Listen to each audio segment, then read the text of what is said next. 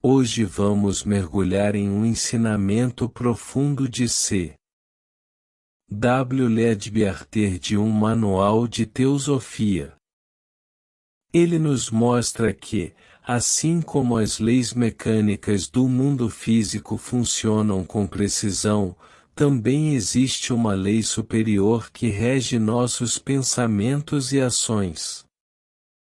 Cada gesto, cada intenção, retorna inevitavelmente para nós, não como punição ou recompensa externa, mas como consequência natural de nossa própria atividade. Essa lei explica não apenas os resultados imediatos que percebemos, mas também as diferenças entre os destinos das pessoas, suas capacidades e circunstâncias.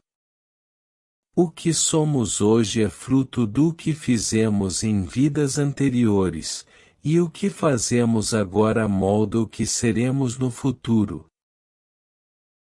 Do livro Um Manual de Teosofia, C.W. Leadbeater, página 51.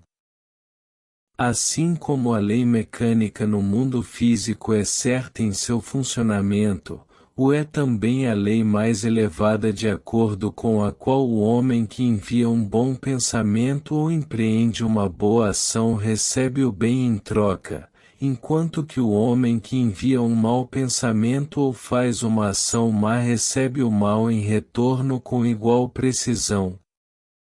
Uma vez mais, de modo nenhum como uma recompensa ou punição, administrados por alguma vontade externa, mas simplesmente como resultado mecânico e definido de sua própria atividade.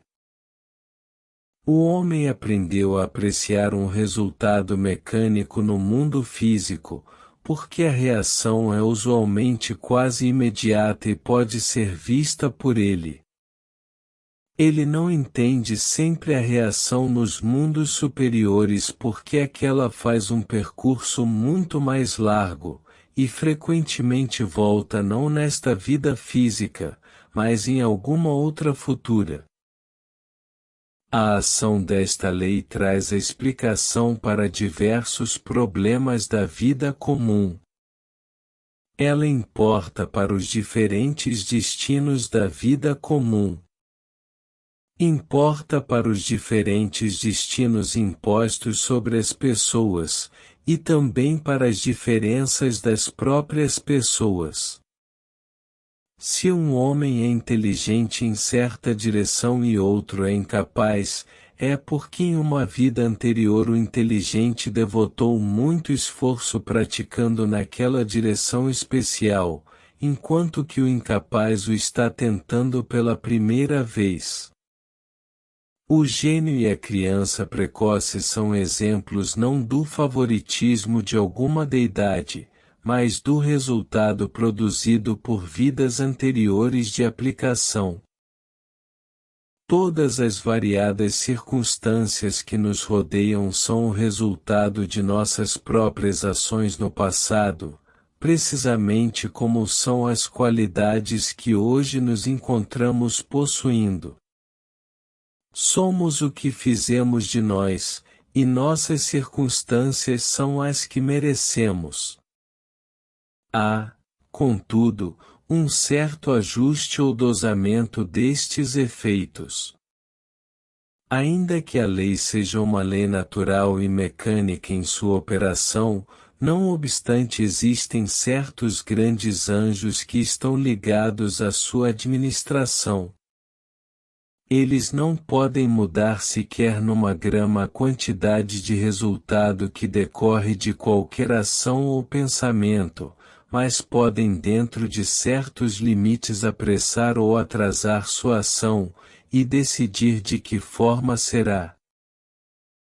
Se isso não fosse feito, haveria pelo menos a possibilidade de que nos estágios primitivos o homem pudesse errar tão seriamente que o resultado de seu erro pudesse ser mais do que ele pudesse suportar.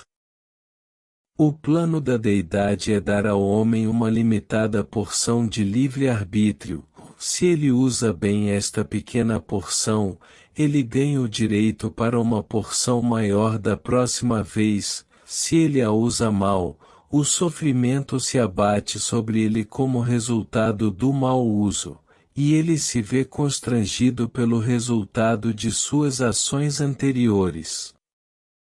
Quando o homem vai aprendendo a usar seu livre-arbítrio, mais e mais dele lhe é confiado, de modo que ele adquire para si praticamente ilimitada liberdade na direção do bem, mas seu poder de agir mal é estritamente restringido.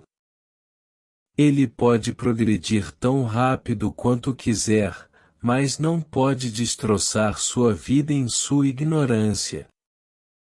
Nos primeiros estágios da vida selvagem do homem primitivo é natural que houvesse no todo mais mal do que bem, e se o resultado integral de suas ações retornasse de uma só vez sobre o homem ainda tão pouco desenvolvido, poderia muito bem arrasar os poderes recém-desenvolvidos que ainda seriam excessivamente frágeis.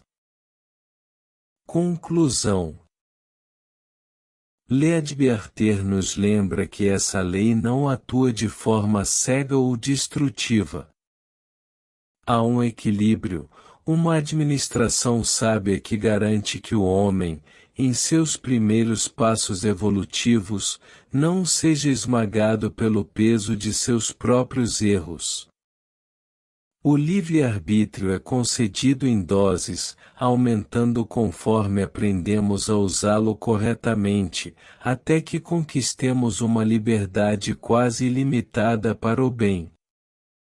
Assim, compreendemos que não há favoritismo divino, mas sim justiça e consequência. Somos os arquitetos de nosso destino, e cada escolha, cada pensamento, é uma semente que inevitavelmente dará frutos. Que essa consciência nos inspire a usar nosso livre-arbítrio para construir uma vida de progresso, harmonia e luz.